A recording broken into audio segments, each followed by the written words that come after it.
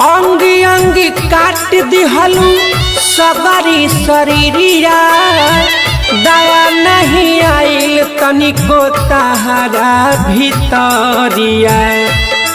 जाए मुस्कान साफे निर्दयी बारू।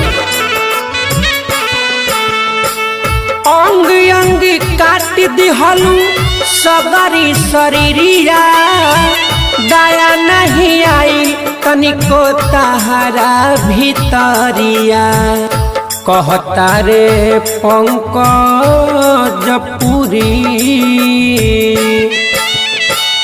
कहता रे पंकज पुरी नारी के नाश दिहली नारी राम।